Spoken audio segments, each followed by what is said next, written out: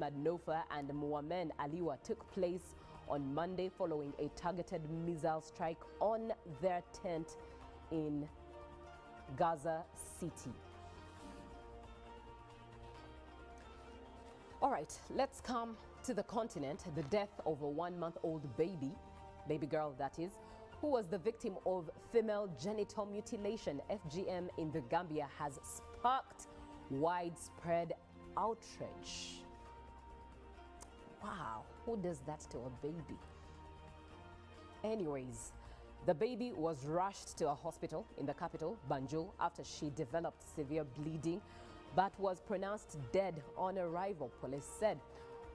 Although an autopsy is still being conducted to establish the cause of her death, many people have linked it to FGM, or female circumcision, a cultural practice outlawed in West Africa. In the West African state, culture is no excuse, tradition is no shield. This is violence, pure and simple. A leading non-governmental organization, Women in Leadership and Liberation, WIL, said in a statement. Now, 2 women had been arrested for their alleged involvement in the baby's death. Police did confirm, and the MP for the Kombo North District, where the incident happened, emphasized the need to protect children from harmful practices that rob them of their health, dignity, and life. The loss of this innocent child must not be forgotten. Let it mark as a turning point and a moment for our nation to renew its unwavering commitment to protect every child's right to life, safety, and dignity. Abduli Sise said, FGM is the deliberate cutting or removal of a female's external genitalia. Well, that sad story marks it for what we have on the foreign scene. Yeah, sometimes words fail you at some of the things that still happen in this day and age. I think culture should have boundaries. For as long as it makes us lose our dignity as individuals, as human beings, there should be a limit. There should have boundaries. We embrace the good and throw away that loses human dignity. Anyways, let's have a look at what we have in the dailies today. In the New Vision, the headline there is Government Moots Bill to Scrap LDC. Now, new body to impose mandatory pre-entry exams at universities. Also in there is a picture of President Museveni and his Egyptian counterpart, who are to hold bilateral talks. Also in there, cranes keep qualification hopes alive, and a picture of Okello there. Also, 2026 polls, over 30 people pick presidential forms. Wow. Another news outlet was actually mentioning it's about 51 or 52 individuals aspiring for the position of president of Uganda. Right at the top there, politics, polls, NRM SEC divided over voting method. And of course, the sad news, ex-minister literary giant Karoro's ink dries out. Now, let's move on to look at what is in the rest of East Africa, and we're starting with Tanzania. Tanzania, the headline there in the Citizen, revealed for more jobs with highest salaries. Students and young professionals may want to consider careers in finance, public administration, and manufacturing, with new data showing that these sectors offer the highest average earnings in Tanzania's formal employment market. Also, in the Citizen, CCM seeks to raise 100 billion shillings for general elections. And right there is calls for action on a silent killer drowned in our midst. Now, still in the Citizen, just right at the top there, end of an era as Ndugai is buried. Now, let's take a quick look at what we have in the Daily Nation. And the headline there is Storm over hiring 10,000 police officers. A power struggle between police boss Douglas Kanja and the National Police Service Commission could derail an upcoming recruitment drive, with the commission now split into two factions, writing to the IG to reclaim human resource functions, including hiring, promotions, and transfers. Still in the Daily Nation there, as we can see, cancer patient now runs out of life-saving drugs. And desperation, Getamu Waigwa took his final dose of life-saving cancer medication yesterday, and the 70-year-old retired anesthetist now faces an uncertain future without a comprehensive deal. Still in the Daily Nation, there is a story on court buzz import of duty-free white rice. And going now to the top there has a story of 8 billion shillings claims for civil servants, tutors probed, and more millions houses offer for haram.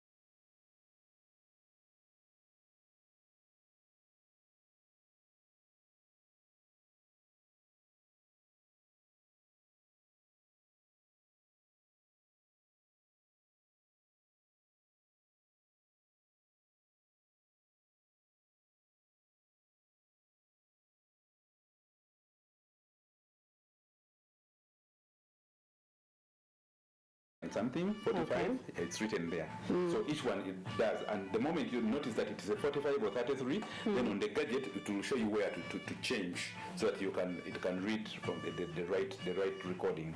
Now the moment you press it here like this, this line is continuous. It will continue reading until when it goes to the center. The moment it touches this, it's AI will tell it, please get off, there's no more music, and then the arm goes back to rest.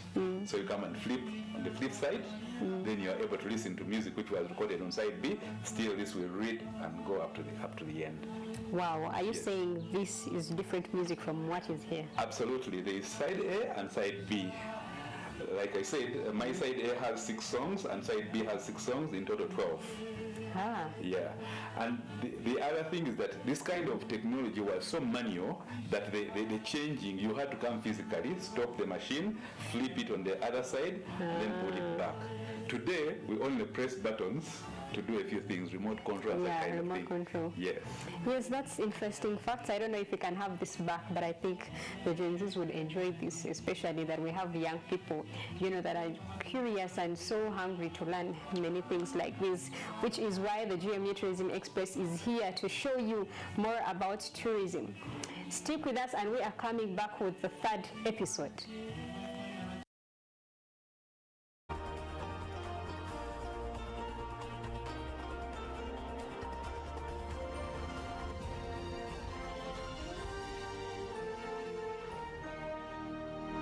Brought to you by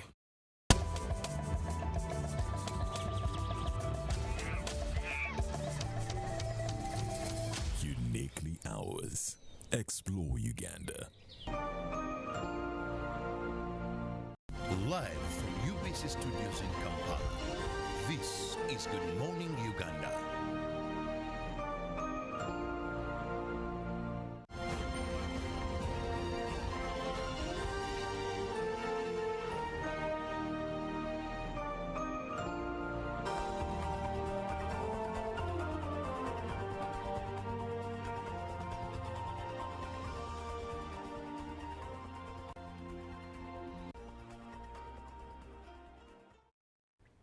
Welcome back from GMU Tourism Express. Time for business. My name is Julie Nantaba Mosisi, and we are starting off with matters Busoga region. Despite government interventions in addressing poverty, Busoga sub-region has the highest number of people in poverty that is below average. Uganda Bureau of Statistics report indicates that Busoga sub-region has a poverty rate of 29.2%, higher than the national average. But Heifer International, through the Stimulating Agribusiness for Youth Employment Project SAYE, and partners are supporting youth in groups in the region by providing seeds, goats as well. Field visits to beneficiaries in Bujiri, Luka, Iganga and Jinja farmers show the project is changing their lives. Nankoma Youth Farmers Cooperative in Bujiri received soya bean seeds and the project helps them to get the market as well. Now, other group members shared the benefits of joining SAYE project. The project manager in Busoga, John Senyonga, says that the project targets over 200,000 youth. In Nawandala Sub-County, Iganga District, the secretary of Nawangaiza 2 Twezimbe Youth Group, Chintu Joshua, says they grow tomatoes, although they lack irrigation during drought. In Maumo Village, Waibuga, Sub-County, Luka District, Tukolere, Walala Youth Group, the goat keepers received goats. The group chairperson, Muzamil Isabiye, says goats were distributed amongst group members. The Stimulating Agribusiness for Youth Employment Project of Heifer International and partners is targeting over 250,000 youth to expand access to agribusiness opportunities and improve socio-economic well-being and young people in Busoga sub-region by 2029.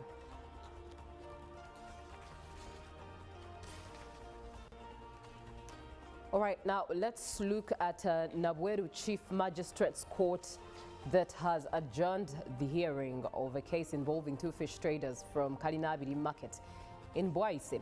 Trader Obadiah Semakula accuses fellow trader Kabugoma Jidu for stealing his fish container worth more than 38 million shillings. The case was heard before Chief Magistrate Arthur Ziraba, and prosecutors led by State Attorney Faith Niwagaba alleged that Kabugo took the container while serving as market chairperson and was illegally trading in fish. Kabugo denies accusations, claiming that KCCA officials under the Smart City program took the container and later gave it to him, a claim KCCA has denied. After a cross-examination, the magistrate adjourned the case to September 4th to allow more witnesses to testify. Semakula says that all he wants is to be paid his money. Kabugo maintains he never took the container or the fish.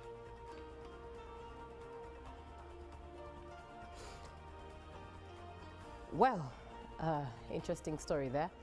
But let's move on to what we have on the as regards to the forex rates. That is as of 11th August 2025. The US dollar opened at 3,560.00 and was selling at 3,570.00, and it dropped by midday to 3,557.73 and selling at 3,567.73. It was at 3,555, dropped value still, 0.91 by close of day, and selling at 3,565.91.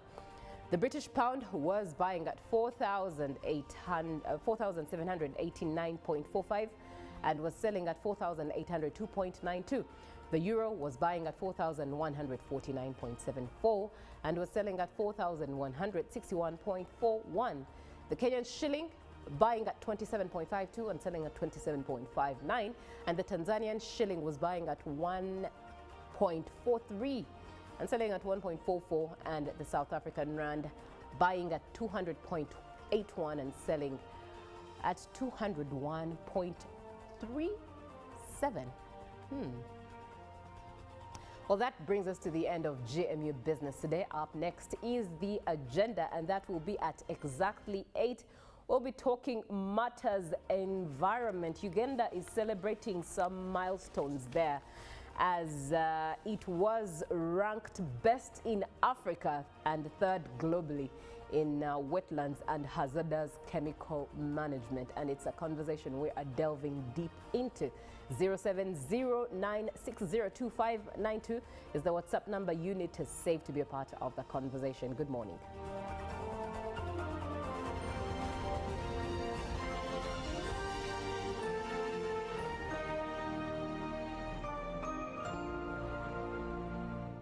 Live from UBC Studios in Kampala, this is Good Morning Uganda.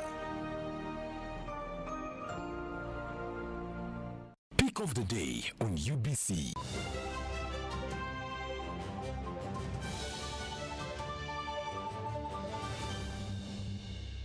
Was brought to you by I'll call you every day, yeah, yo, baby, don't know. You can now get all the Chibuzi out with MTN voice bundles. Call all networks. Kubei Dondoro. Buy a 25-minute voice bundle for only 1,000. Or buy any daily voice bundle of your choice. Dial *100 *21# and select daily, or use the My MTN app. When we talk together, we are unstoppable.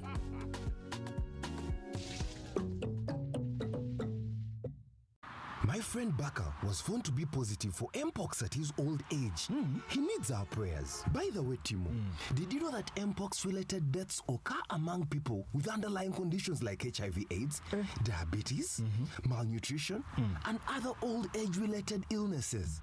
Of late, I've not been following Mpox issues. I thought it wasn't that serious. So, are you saying that as long as one has any underlying condition and feels unwell, just run to the hospital? Yes! You do not have to wait. If you have any of the signs and symptoms like a body rash, a fever, headache, and body weakness, visit your nearest health facility immediately. We do not have to take any chances, my brother. We need to immediately inform our peers in the club to be careful. You see, with Mpox, the magic is in getting treatment early. Those who have suffered severe disease, they wasted a lot of time either treating themselves or ignoring the disease.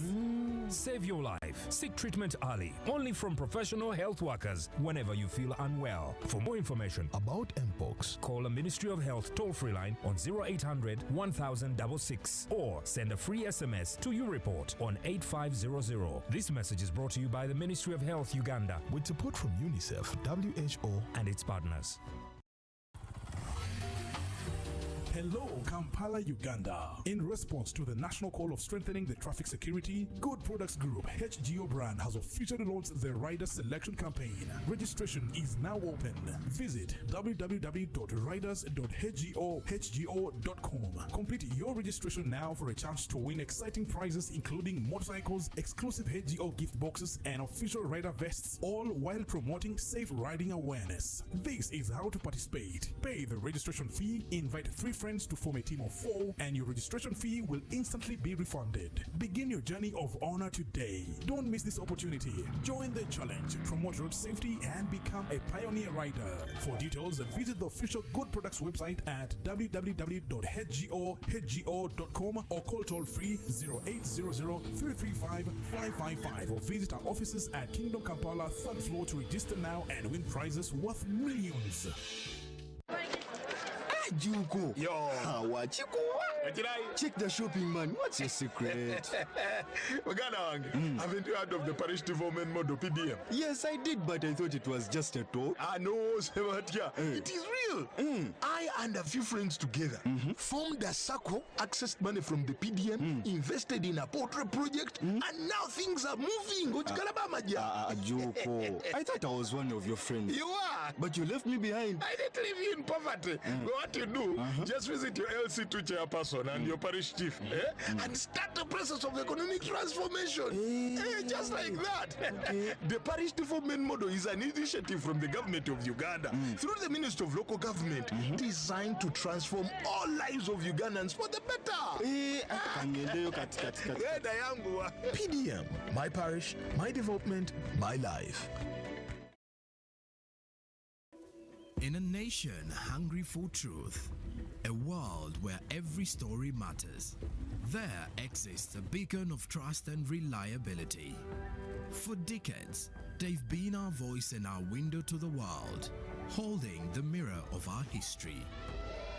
With 4 TV stations and 11 radio channels spanning 27 languages, they stand as guardians of information, defenders of truth.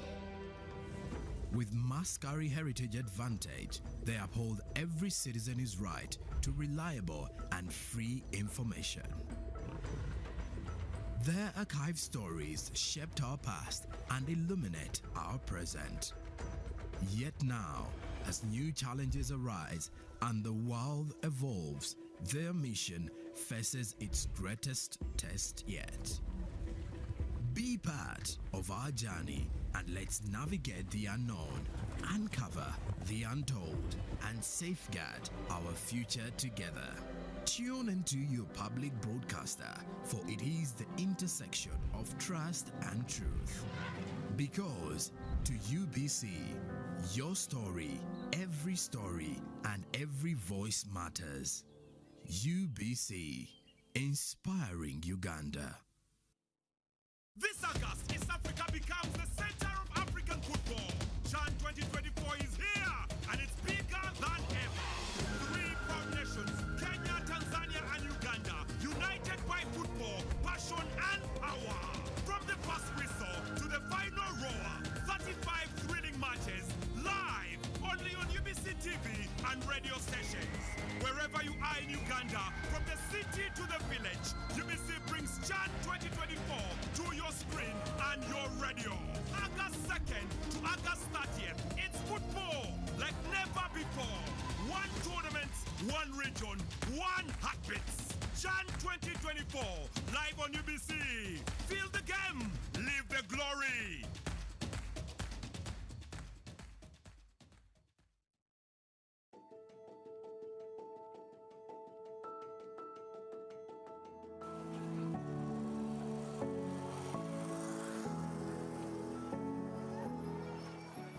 twebaza Pulezidenti Museveni okusingira ddala eyaleeta omwoga kubanga ffe omwoga twali tetugutegeera okubanga yatuyamba mu mbeera embi gye twalimu naddala ffe abavubi kubanga ffe twali baatugaana okukola okugenda ku mazzi nga bw'omanyi abavubi batugamba nti ennyanja tesenguka sente tezaatumala mu covid baasanga tuli bakalu bulungi naye muzeeyi n'alagira batuwe era ne tukola essaako mu sipiidi ne tuteekamu ssente ne batuteekamu ssente baatuwa miliyoni 3 zaatuukira mu budde ate twali bamaze okutukkiriza ffe abatunda ebyokulya okuddamu okukola ki okukola ne tuziwola abantu ne basuubula ebyennyanja ne bakola ne bazizza ne tuwa abalala nabo ne bakola ne bazizza ne tukolera ddala bulungi mu bammemba okutandikira ddala twali bammemba 125 kati ng'essente ezo miliyoni 3 tetusobola zigabira bantu mulundi gumu twagendanga tulondamu abayinamu sevingi waabwe awera nga nabano bwe bagenda bakula sevingi waabwe nga bwakula kati bwe wazzanga era nga tukuddiza akakadde ezoleese nga amagoba tuwa bano abalala abaali bataafuna ne tukolera ddala bulungi ku miliyoni 3 amagoba tuli mu bukadde 100 abantu bano balabanga abamu abaana abato naye balina famire zaabwe balina abaana be balabirira balina bazadde baabwe era kati olwaleero bwe ntunuulira abasuubuzi bange balina kye beeyongeddeko kinene kati olwaleero ensawo nsanyufu abaana basoma famire zaabwe bazirabirira ne bazadde baabwe nange abakulembera ndabawo enjawulo ku bantu bange era nkubiriza abalala bammemba abalala abatannayingira bajje nabo babeere bulungi basobole okwekulaakulanya enkulaakulana ya buli muntu tetusosola tetuteekamu byabufuzi tetuteekamu kkala jangu nga bw'oli bw'oba oyagala kisiike era mu ffumbiro ne bakisiika bw'oba oyagala kisiike era mu ffumbiro ne bakisiika ne bakireeta omwana oli afuna ssente kyembaga sente z'emyoga tezaaliisa mudaala guno gwokka omwana oli akolokota yafunangako n'ali mu ffumbiro akifumba naye n'afunako ne nannyini kifo naye n'afunako n'ow'omudaala n'afunako abo bantu ababa bayimiridde ku ssente ze tuwadde mmemba omu ziwanirira abantu bangi famire nnyingi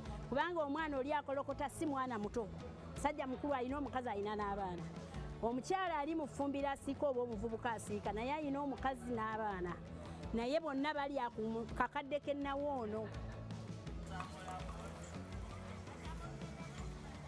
nze basooka kumpa miliyoni 1 then bwe namaliza nenzirayo ne bampaayo looni endala era nayo nenkola sofa kati kyenakafunawo nayongerako ku bizinensi yange kuba luli nalinga nkozesa emitwalo 5 nga sinaba kujoyininga myoga ate nga n'ezimu tuzeewolabwewoza okuva mu bubiina okuva kale mu bamanelinda kati nsobola okubeera nga nkozesa miliyoni 1.5 kitegeeza neyongerako ku nfuna yange ate n'ekitaaliwo luli sofa kati emyoga bwe jajja jakuliyetingawo kalica y'okubeera nga tusevinga nga ffe bammemba ne mu bavubuka ate n'okubeera nga tukola ne tubeera nga tufuna ssente tusevinga nga bwe tukola ate nga bwe tusasula looni bw'oba nga weewola looni mu myoga n'ebirala ebyenfunyemu nga nze sofa kati natandikako kubeera nga nsasula kataka kange ekyo kirungi nnyo kyansanyusa nnyo naye nga nsasula mu kibanja mpola nsuubira mu mwaka ogujja nja kukamalayo kyekyo kye neenyumirizaamu ate nga ne muzeeyi atukubiriza nnyo okubeera nga tusevinga tujja kukulaakulanya eggwanga n'ekonomi kubanga batusomesa nnyo mu myoga tubeere nga tulina saving culture eyo kitegeeza abantu bwe basevinga ennyo bajja kubeera nga bafuna saving bw'osevinga n'ofuna ssente you invest kitegeeza tujja kubeera nga tufuna baloko investor tuve ku bayindi kijja kuba kitukoledde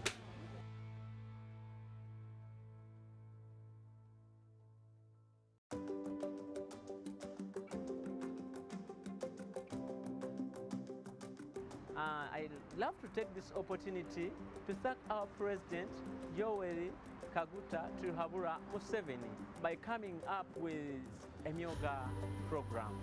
We started in 2021 as Kasumi Parish Carpenters Myoga Circle. When we received this amount of 30 million, we had a problem, we had a challenge of machines. We used to carry our wood and we would carry it up to Waise to be worked on. So when we got this chance, we are able to buy machines to ease our work of carpentry. At the moment, we are a number composed of 140 members. We have the women who come in and do saloon chairs. We have the men doing 3-drawer tables, 2-drawer tables, and different kind of furniture. Before the Myoga program came in, we had a lot of crimes taking place on this road. When this Myoga program came up, we managed to collect these youth. We gave them hope that you can change from stealing, and we can give you skill so that you be someone in the society that will even help another person. Kansoke ddala okwebaza omukulembeze w'eggwanga olw'emirimu emirungi gy'ataddemu nga ffe abavubuka. Nze nno nze omu ku abo abaabeeranga ku kkubo okwo emisana n'ekiro ng'oluusi olw'okuba naffe tunoonya ekyokulya nga gwa kiyina oba mmwe twakiyitanga b'amalala bagenda beerabisa nga tubagwamu munnange era nga tuba tulina obikuggyako naffe ne tubaawo. Naye munnange neebaza kyamani wange wa wano yankwatako nno wamu ne bannange twatandika okukozesa mashini zino tandika okuwawula okulanda okukola dizayini emmeeza zino tuzifulumya entebe bwe ziti tulina emirimu gyotutandikirako emyangu okugeza ng'okufulumya obumotoka buno. Kano akamotoka n'omwana omuto w'emyaka 5 akafulumya. Bw'ova mu kufulumya akamotoka kano owawula okukwata oluwawu n'owawula emmeeza ng'eno n'ebeera smooth. Oluvaawo nga bakutwala ku mashini eno olubaawo lukolebwa oti bwe ntyo ndi wa mukisa byonna saabisasulira. Najja wano ne baŋŋamba Pulezidenti Museveni bino ebyuma yabituwa byammwe mulina okuba nga mubikozesa. Omukisa ne ngutwala era neebaza kuba kati ne bwe mba nvudde wano ne ŋŋenda ewalala ne bwe ŋŋenda Sudaani nsobola okusigala nga ndi mu mulimu gwe gumu ogw'obubazzi ne gumbeezaawo wamu ne famire yange. Ku sevingi wange ebimu ku byentereka bwe bampa akasente kange nfulumya emmeeza yange eno bino kiri wano si kyakiyamaani waffe nedda wano tulinawo itemu zaffe kati ku ssaawa eno zonjogera wano ninawo emmeeza ezange 5 n'entebe 12 ezitambulira ku mmeeza ezo nga zange era nga zo ne baba bazituuze wali sente baziwanze oluusi emirimu n'emirala ne gijja ne bagala twafunye omulimu bwe guti mujje mufulumye entebe wano zino bwe zitimu gakukola sente bwe kityo. Emyoga gino okuba nagyegattako bingi byenfunye. Edda nze nali nga sisobola kusasula nnyumba gye mbeeramu era nja kunoonya gye ŋŋenda okusula mu mifulejje era eyo mifulejje gye ŋŋenda okusanga oli ajja atamidde nga ye ate alina n'essimu gy'amulisa. Kale ebintu ng'ebyo nze kati nnawe nsula era saawa weziwera nti zino saawa zakwebaka olwo nga nsimbula nga ŋŋenda neebaka nawasa tadde n'abaana nno munnange. Sebo kulembeze weebale bageto yuti mwenna gye muli wabweru eyo temutya temwerumaluma nkata temudda mu biki temulobera mu projekiti za gavumenti kuba zino projekiti ziriwo kutuyamba ffe zaffe zirina kutuyimusa kututeeka ku ddaala ddala bwe lwonazoberamu abalala bazeegaseemu ffe nga tukola ki bwebiba bwe bityo. Because of this Myoga program, we have been able to pick such different youth, mentor them, we train them. After learning, they also go up, even start their businesses. We have people buying from us, schools, we have factories, companies.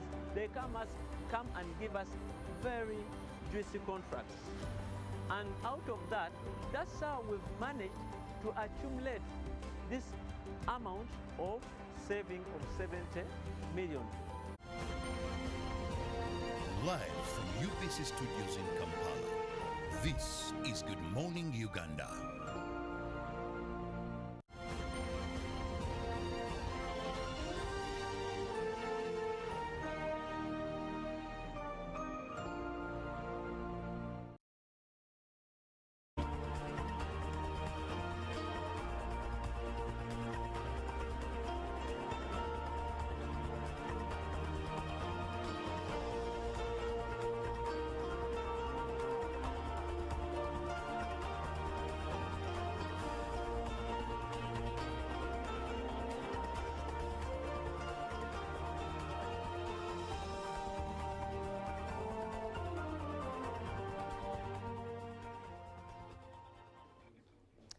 A very good morning to you. Thank you so much for watching UBC TV. It's a good morning, and I hope indeed it's a good morning in your experience this Tuesday morning. Thank you so much for starting the show with us. If you did, and if you are just joining in, you're welcome. This is Good Morning Uganda. My name is Julie Nantaba Musisi. Time for the agenda, and we are talking about the fact that Uganda was ranked best in Africa, third globally, and that is in wetlands and hazardous chemical management. But before we delve deeper into that conversation, let's first commemorate a beautiful soul, an Iron Lady, a servant who has served in this government and has served her nation well, and that is Honorable Mary Businje Karoro Okurut, born 8th December 1954, and more commonly known as Mary Karoro Okurut. She has been a Ugandan educator, an author, and a politician, and she was a cabinet minister in charge of general duties in the office of the Prime Minister in the Ugandan cabinet. She was also appointed to that particular position on June 6, 2016.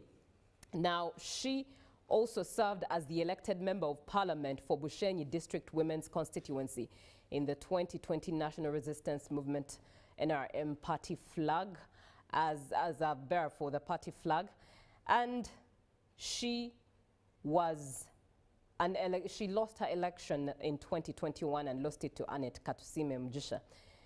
Now, she has authored many books that are really all over the place, some of which are The Invisible Weevil. She authored it in 1998. She authored The Official Wife in 2003. She authored The Curse of the Sacred Cow, and that is in 1994.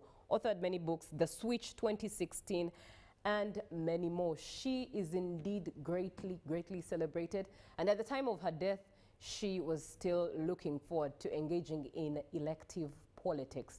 But unfortunately, God had his own plans. That last night, the 11th of August 2025, will be the time for her candle to burn out and meet her creator. May she rest in peace.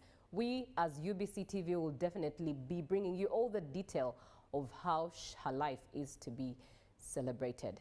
May she rest in peace.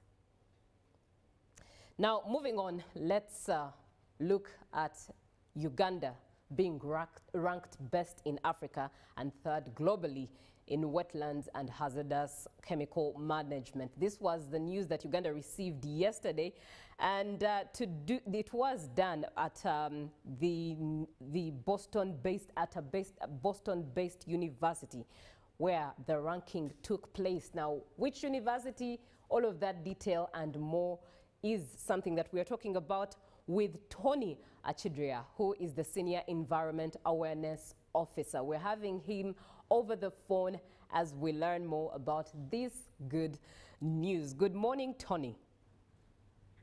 Good morning, Julie, and it's glad to be hosted by you. How are you? Thank you so much for joining us and choosing to spend some time with us this morning. Thank you for having me. It's a pleasure. Right, let's start with the pertinent question. Yes, we received the news that Uganda was ranked best in Africa and third globally, and this was a report according to a new global assessment by a Boston-based university. Which university are we looking at that gave us this ranking? Thank you, Julie. The university we are looking at here is the Northeastern University in Boston, that is in the United States of America, Northeastern University. So what the university did was come up with a tool that is known as the Environmental Conventions Index. And this is a platform where they look at key indicators, and from the findings there, that is where Uganda was came up with those rankings and show how it is standing out in those respective areas. So the Environment Convention Index, like I said, uses key indicators. It is a systematic process of scoring, and using it, it's able to assess how well countries are implementing commitments at the international scale, and these indicators align with actual stages of implementing the policies. So these indicators are categorized into four main areas, and these four main areas are information, there is regulation, management, technical and financial obligations that countries are meant to accomplish in order to be ranked accordingly. Right, and you want to actually tell us that Uganda scored high in all of these, that is information, regulation, management, technical, and the financial aspect of all of this. Yes, Uganda scored highly. There actually are 5 key areas, 5 key indicators, not 4. I just wish to correct that. Yes, Uganda scored very highly in both. I think I'll move straight away to the one of wetlands, right? Hello, can you hear me? Yes, please. We can hear you loud and clear. Okay. On the issue of wetlands, this is how Uganda scored. Now, they scored 4.71. Okay. Now, this 4.71 places the country on top of Africa. In Africa, we scored highly, better than any other country. And on the global scale, that 4.71 puts at number 3, us meaning Uganda. So I think the first on the global scale is Canada, but in Africa, Uganda came out as the best. Now, Uganda, as you know, is a country with with a lot of wetlands. Yes. Yeah, our wetlands have been, some of them are around the sites. They are an area which, with rich biodiversity, the number of species, and the like. So, over the years, Uganda has taken bold measures in trying to conserve our wetlands. First, put aside the restoration that many of you are probably aware of, restoration and enforcement. However, in 2021, on the 2nd of September 2021, the government took a bold step to indefinitely stop the issuance of approvals for all projects in wetland areas. Okay? Yes. So, right from the top, there is intention to ensure that these wetlands are protected. Now, we have also worked with communities to support them with activities that are not destructive in wetlands, supporting them to get out of unsustainable rice cultivation, giving them ways in which they can go for alternative livelihoods, like, for example, ecotourism, aquaculture, and also encouraging them to do other things other than just cultivating within the wetlands. Now, NEMA does not work alone in the management of wetlands. We work with environment management is decentralized, and in fact, according to the law, wetlands are not the primary obligation of NEMA. Actually, the role lies with the Wetlands Management Department in the Ministry of Water and Environment. However, we work together. Right. So in the most recent days, you have seen community engagement in areas like Rubiji. We have worked in areas like Kalungu district to where we have worked with the people there, with the district there, to see that things like illegal sand mining addressed. Illegal sign mining and all other activities that are not permitted in wetlands. We have worked in Kalungo, Limoto, Palisa, Rubeji, name it. We are across the country trying to see that our wetlands are conserved and used sustainably. Right. Thank you very much for that background. Where can we find the report? Because it seems we, yes, got the information, but we want to read the detail of that report. Where can we find it? Okay, it is available online. I will be able to share a link with you, which you can share with your visitors. But if you go to the ECI Environmental Governance .org website, you will find the details of all the parameters that were used and how all the countries performed in this index. So you go to Environmental Conventions Index online, and then you'll find the details there.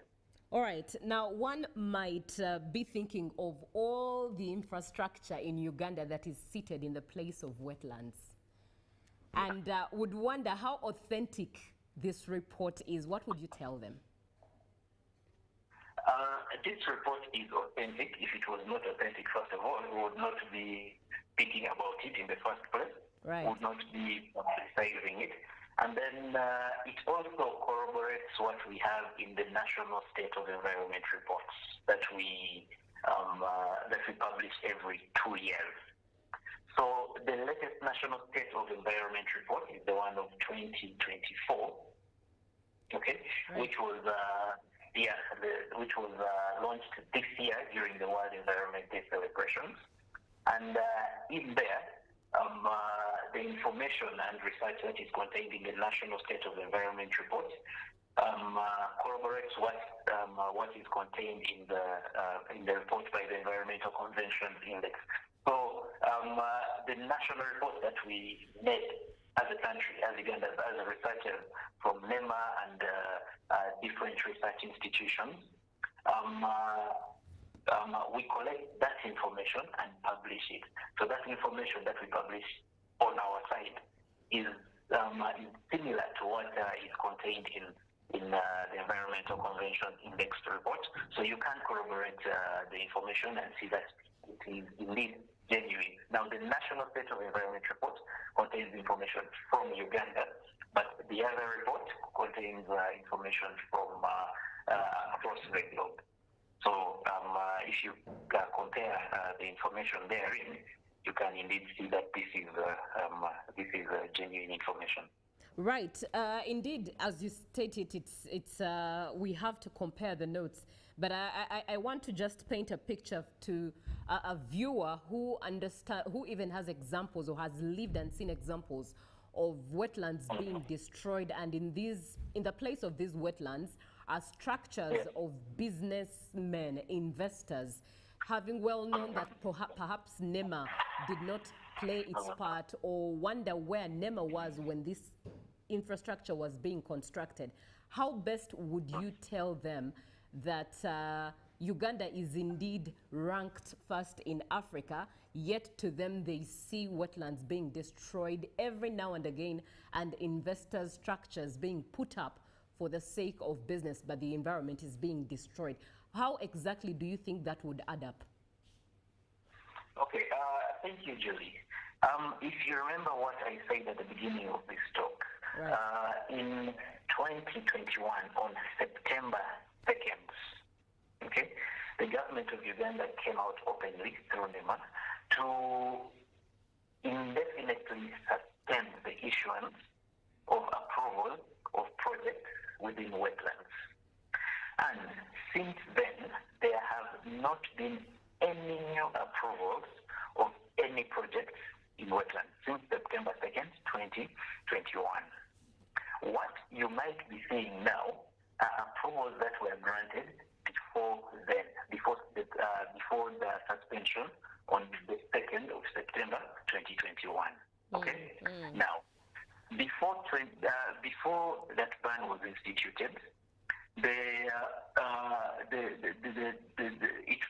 policy was that in certain wetlands, approvals could be granted, okay, to to certain projects on condition that they fulfill certain conditions within the environment and social impact assessment.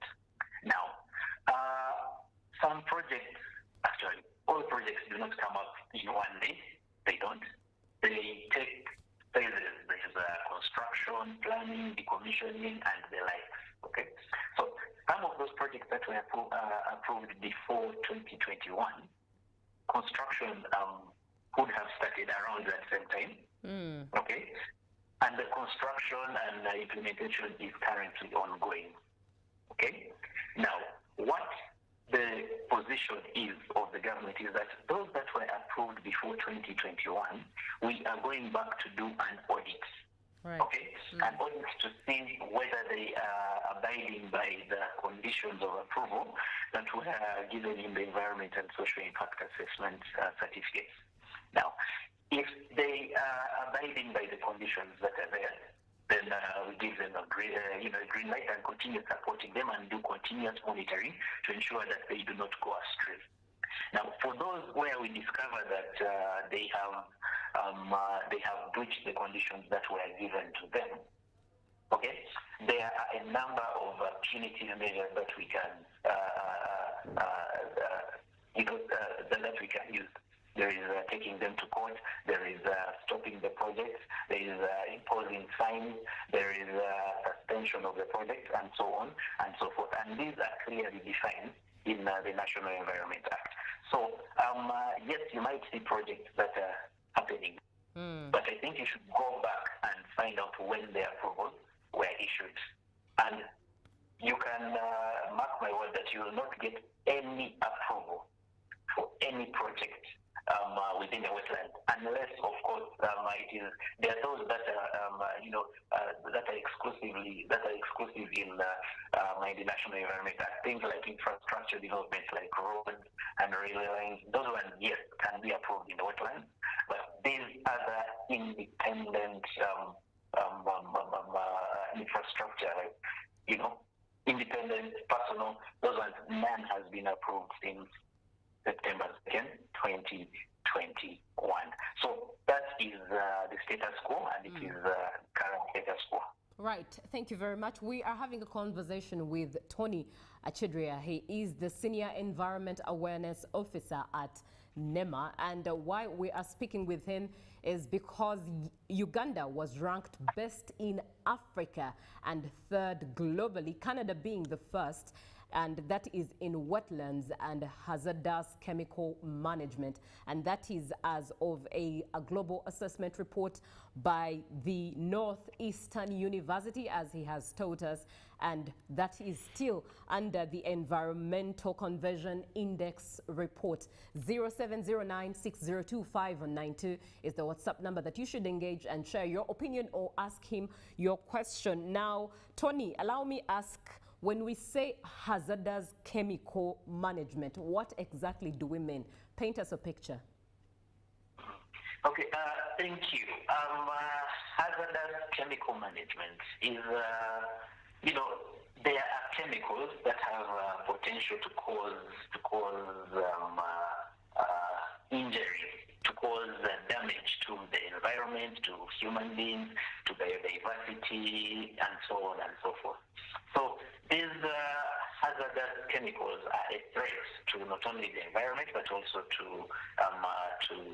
human beings and biodiversity. Now, globally,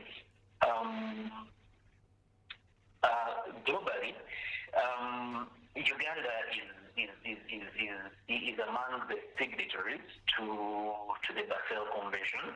Okay, the Basel Convention is a convention that brings together countries in the management of hazardous waste.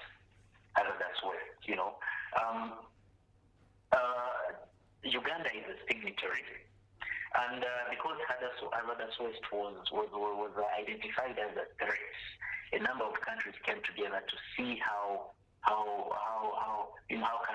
they can best manage this hazardous waste. Now, on the Environmental Convention Index, Uganda scored 4.73.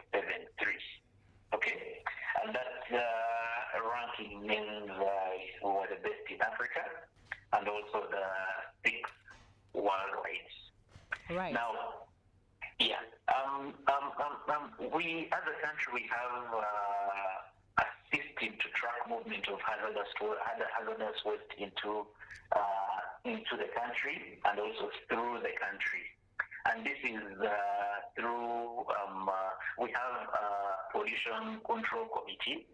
Yes, we have a pollution control committee that was established by the NEMA board, the National Environment Management Board.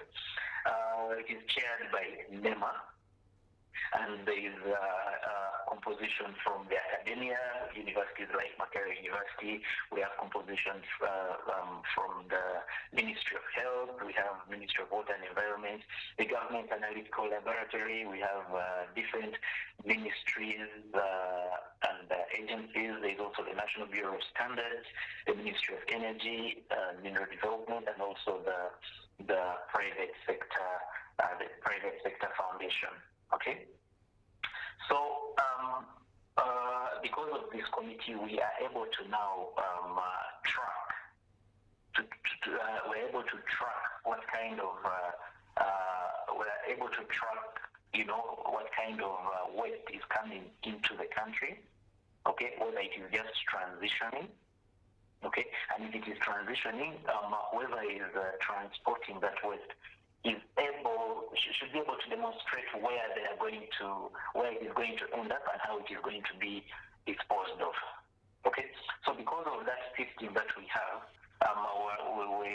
we were ranked number one, and also we have the waste management regulations. We have a number of legal frameworks that that supports the country in handling hazardous waste that comes to within our borders. Right. Thank you very much. Allow me get into a couple of the comments coming through from the viewers. And the first one is, good morning, UBC. My name is Sasi Alan. Congratulations to Uganda for the Environment Management Award.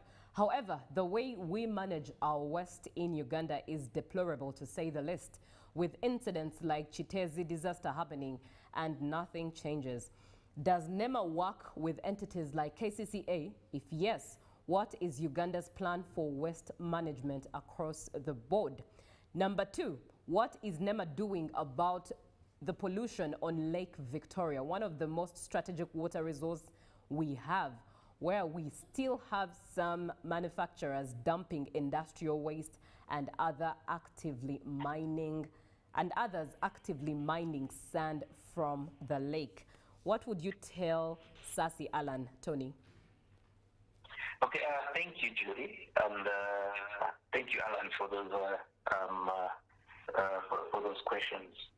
In terms of waste management, first of all, it was unfortunate that as a country we had to experience what happened in Chitezi. Right. However, this has been made the souls of those who lost their lives rest in peace. As a country, yes, we work with the respective local governments. As a matter of fact, it is the responsibility of the local governments in terms of waste management. However, we are going into what we call a circularity system, where we have waste being turned into wealth. Okay, so we're starting to implement a system where waste management is handled in a manner that what is waste is now turned into wealth. We have engaged the several local governments, for example, to put up not just waste collection sites, but systems where waste is not just dumped into landfills, but where that waste is now used as raw materials for other useful things like energy, like energy being recycled and so on, and so on and so forth.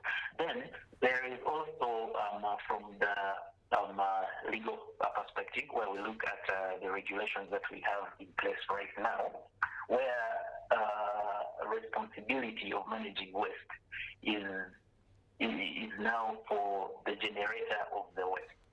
So So if I could give an example, a clear example. If, for example, you own a shopping mall or even a private residence, it will be your responsibility to manage that waste. How you manage it could be, one, through getting the services of a licensed waste handler. NEMA is undertaking a process of licensing waste handlers. These are entities or companies that have the infrastructure and the ability to transport and collect and separate waste, and also dispose it of in an appropriate manner. So the owner of a premise, okay, before occupying that premise, should be able to demonstrate that they have the services of a licensed waste handler. Now, when this licensed handler is brought on board, it will be their responsibility to pick and manage the waste. Then also at individual level, we are encouraging people to be responsible and undertake waste segregation, so that we don't have, for example, organic waste being put with waste that is inorganic, and so on and so forth. When we have separation of waste at source, then managing the waste thereafter, after she has left your premise, becomes easy. And then that aside, we are also looking to have a situation where where certain categories of materials that are known to end up as waste, their use is reduced. I'm talking about things like single-use plastics or caveras, for that matter, because this is one of the major menaces that we have in our country, let alone our cities, and they have exacerbated the waste problem. So we are going through a phase of undertaking a lot of public awareness. Two, we are considering implementing a ban on single-use plastics. Okay, and three, we are also working with the manufacturers to ensure that they have a system of removing from the environment the plastic which they have produced. Actually, it is there in the law that if someone is dealing, for example, in plastics or plastic material, one, they are supposed to label it.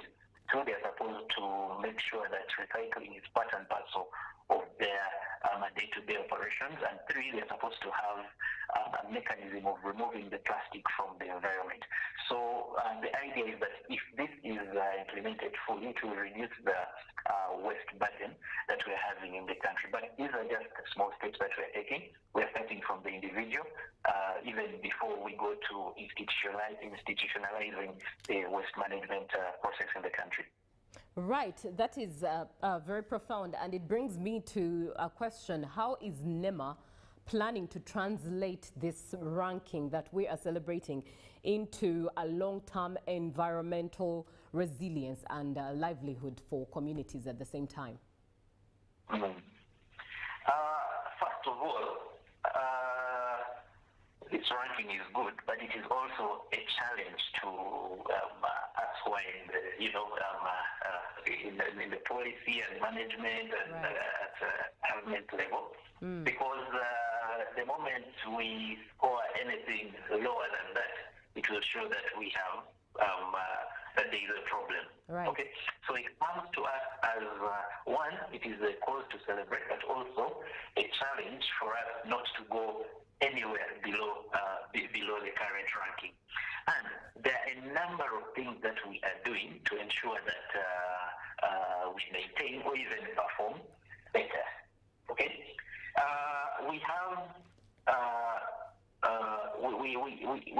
a system of environment management where we work with lead agencies. So environment management is not only the responsibility of NEMA, it is structured in such a way that it is managed through different lead agencies.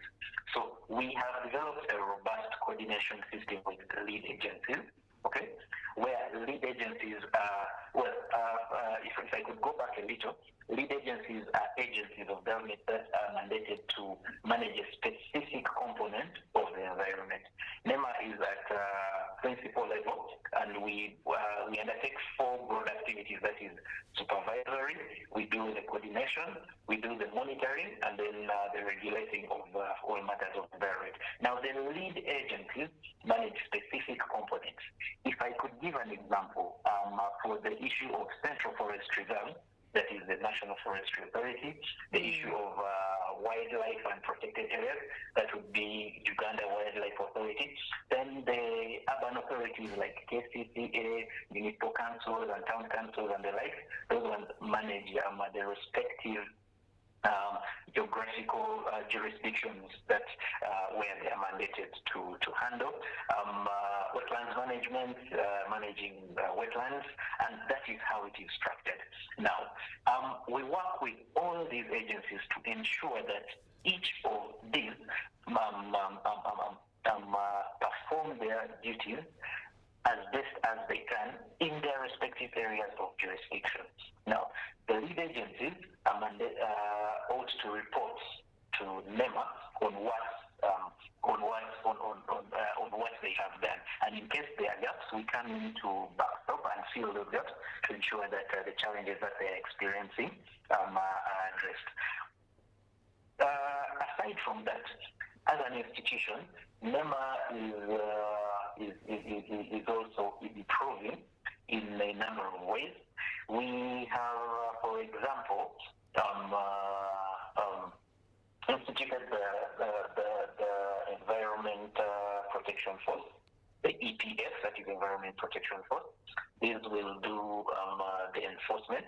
The recruitment is ongoing in a phased manner, and right now we have the first batch of those that were recruited to specifically do the environment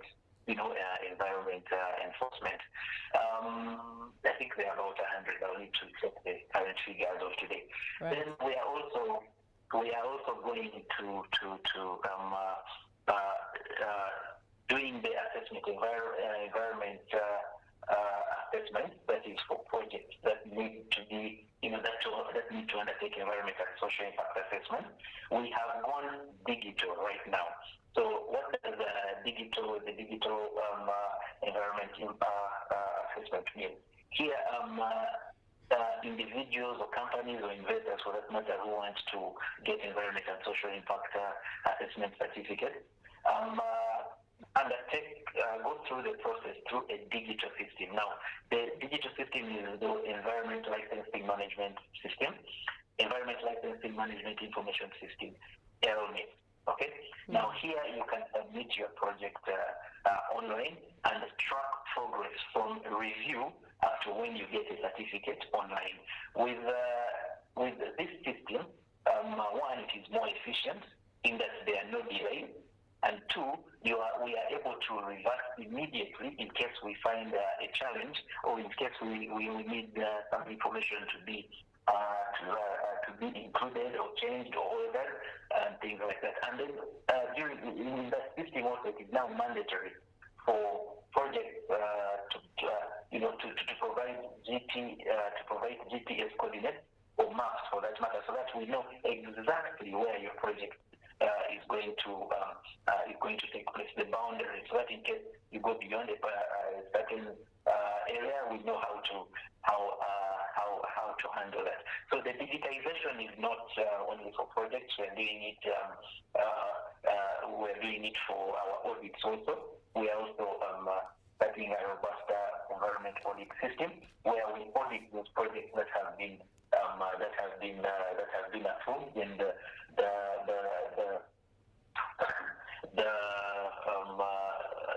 developers undertake audit and submit to NEMA, where we review, and in case we have seen some issues, we're able to address them. Then that aside, we are also doing, we are now 3 years ago started award, where we award the entities that are doing well in different aspects of the environment. You heard about the National Environment Sustainability Award. Okay, this is a mechanism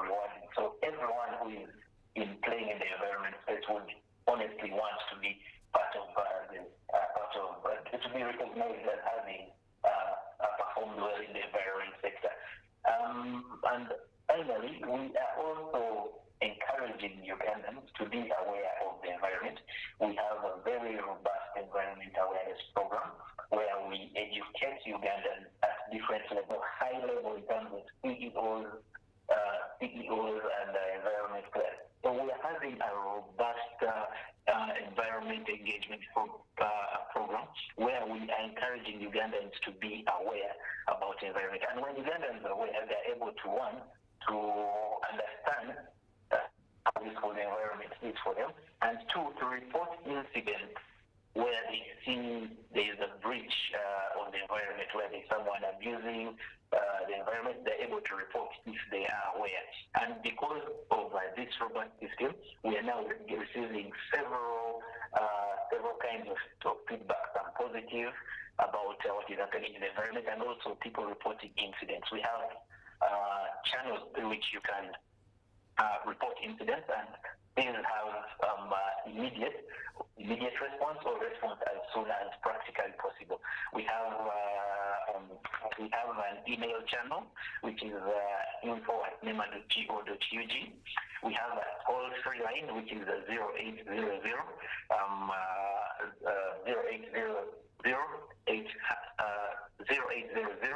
444. We are also available on our social media handles, on X, on LinkedIn, and you can also walk into NEMA, our head office. You will be received. Achidria is the Senior Environment Awareness Officer at NEMA, and he's been speaking with us regarding the report that is the Environmental Conversion Index report that was by the University of Northeastern University in Boston that ranked Uganda third in the whole world and first in Africa when it comes to wetlands and hazardous chemical management. Yes, Tony? Can I just read out the toll-free number again? Yes, please. Yes, please. Yeah, the NEMA toll-free line is 0800 144 444. All right. 0800 144 444. Thank you. All right. Thank you, Tony, for being with us on this interview. And thank you so much for being on the show. Let me close this with your comments. And this is Odari Yoweri, who says, congratulations, Uganda. I'm Odari Yoweri from Namaingo Town Council. And you say that I only suggest that there is need to put much effort into recycling biohazard wastes more, especially those that are used in health centers, because they are harmful to our environment. And the young lion, you come through and you say, Woyo, what's up, blood?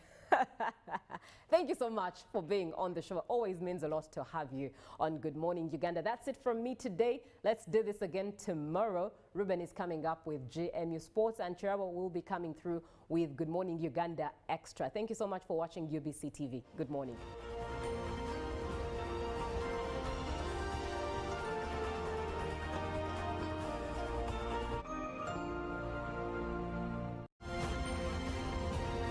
Live from UBC Studios in Kampala, this is Good Morning Uganda.